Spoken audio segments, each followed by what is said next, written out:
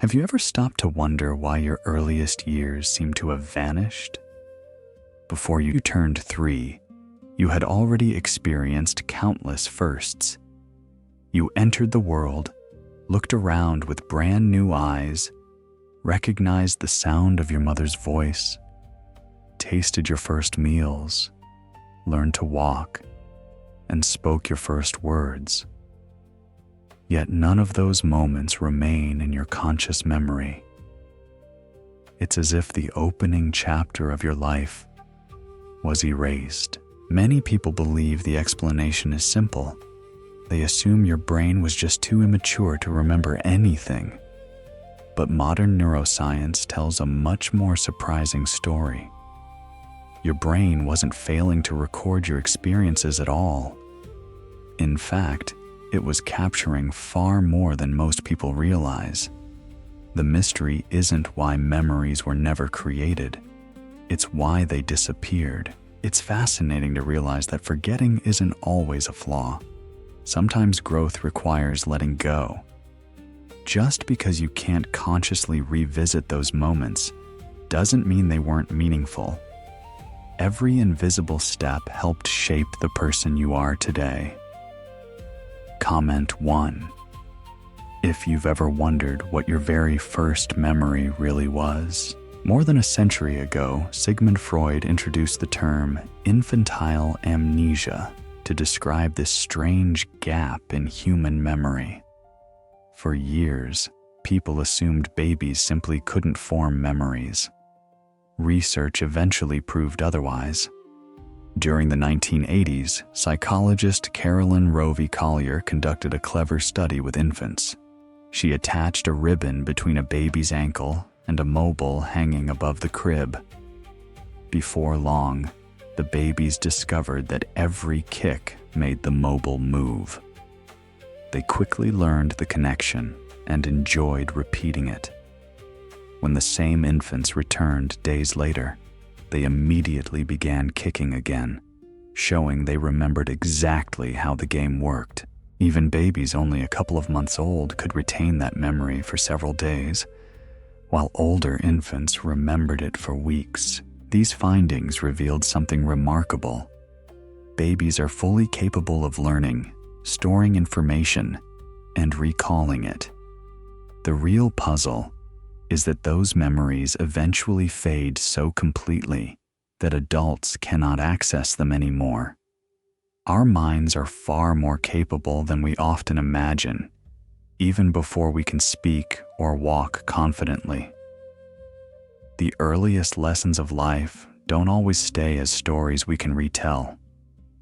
Sometimes they remain hidden, quietly influencing who we become. Scientists eventually realized that part of the explanation lies deep inside the brain.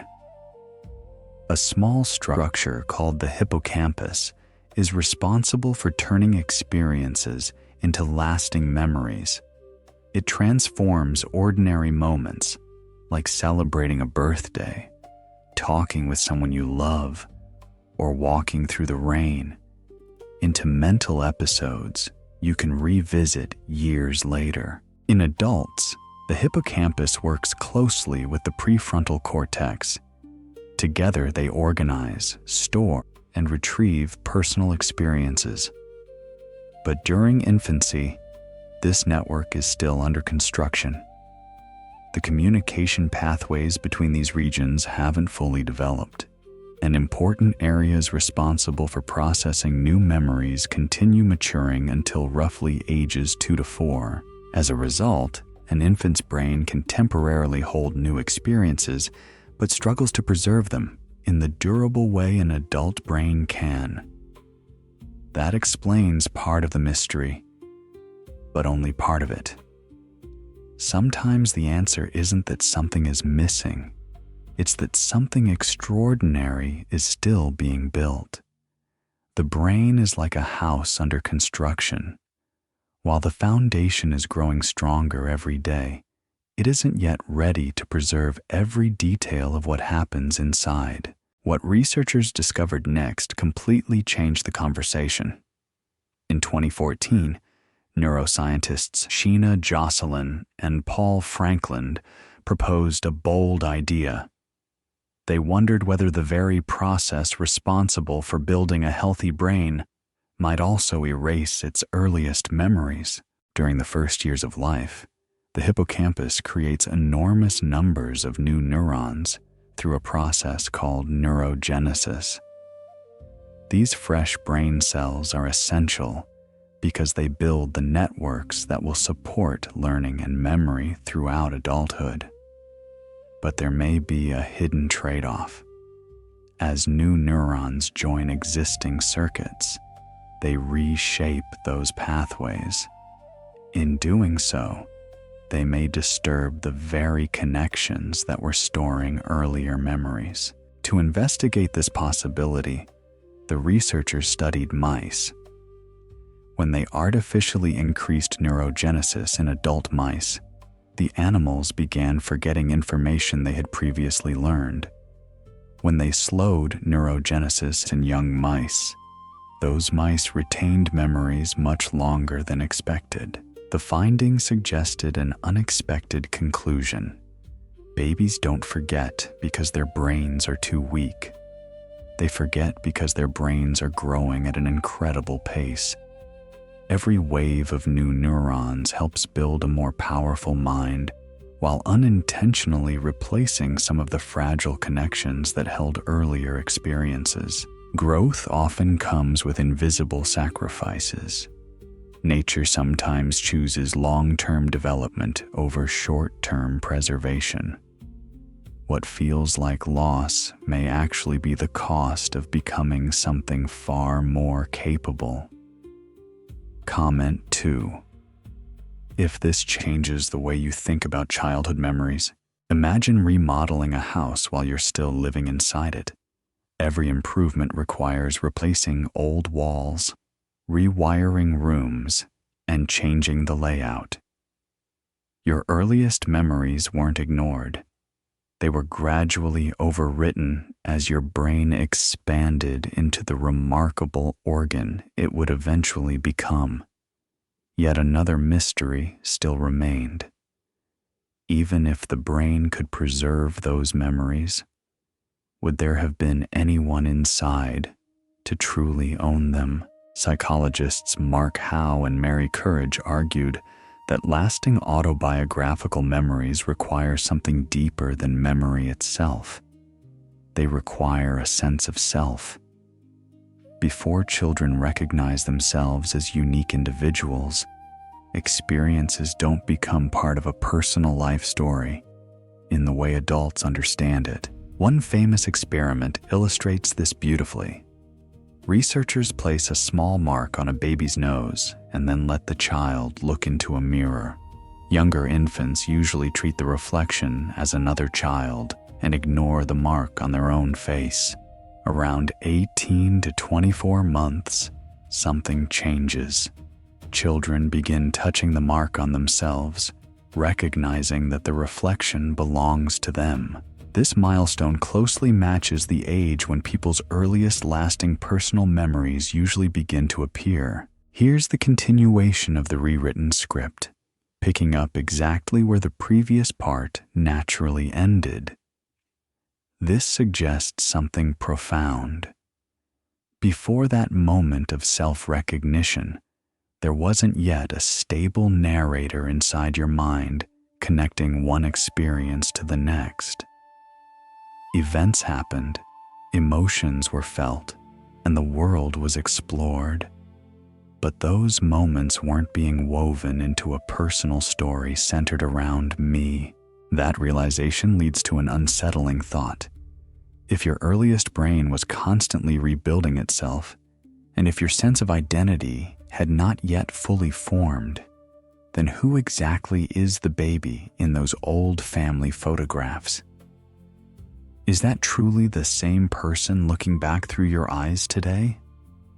Or is it someone who occupied the same body while carrying a mind that would eventually be transformed, one neuron at a time, into the person you've become? Identity isn't a fixed object we receive at birth. It's something assembled gradually through countless tiny changes. The version of you that exists today is connected to that infant, yet also wonderfully different because of everything that happened along the way. Language adds one final piece to this incredible puzzle. Developmental psychologist Catherine Nelson spent years exploring how children develop lasting memories. Her research suggested that words do much more than describe experiences. They give experiences an organized structure. Before children learn to speak, the world is stored as sensations. There are sounds, colors, textures, warmth, fear, comfort, excitement, and light.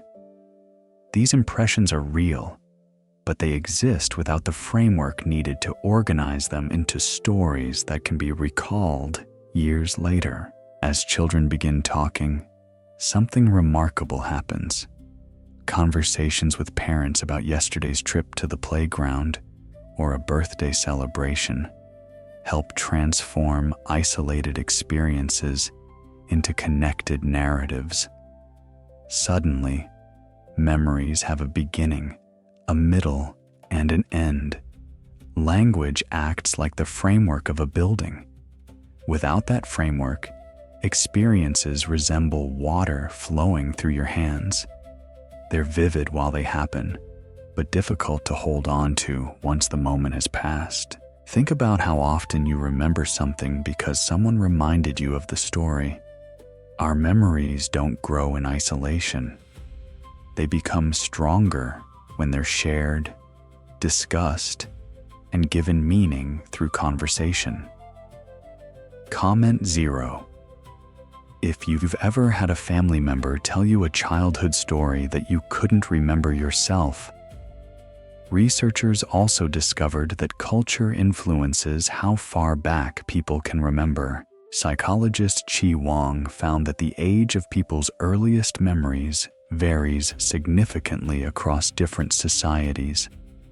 In many Western families, parents regularly encourage children to talk about personal experiences, ask questions, and retell stories. As a result, people's earliest memories often date back to around 3.5 years old. Among the Maori of New Zealand, where storytelling and preserving family history hold exceptional cultural importance, many people can recall experiences from as early as 2.5 years of age. In contrast, some East Asian cultures place greater emphasis on community and shared experiences than individual personal narratives during early childhood. There, first memories often begin closer to age 4 or even later. The culture surrounding a child quietly shapes not only how they understand the world, but also how they remember it. Memory isn't built by biology alone. Family conversations, traditions, and everyday interactions all help determine which moments survive the passage of time. When all of these discoveries come together, the mystery becomes much clearer. Your hippocampus wasn't yet fully equipped to preserve lifelong memories. At the same time, an extraordinary wave of new neurons was constantly rebuilding your brain, disrupting older memory pathways as it grew. Your sense of personal identity was still emerging, leaving experiences without a stable narrator to claim them. And before language developed, those early moments lacked the structure needed to become lasting stories. It wasn't a single cause that erased your earliest years. It was several powerful developmental processes happening together at exactly the same time. Every person who has ever lived shares this silent blank space. Every friend, every stranger, every family member carries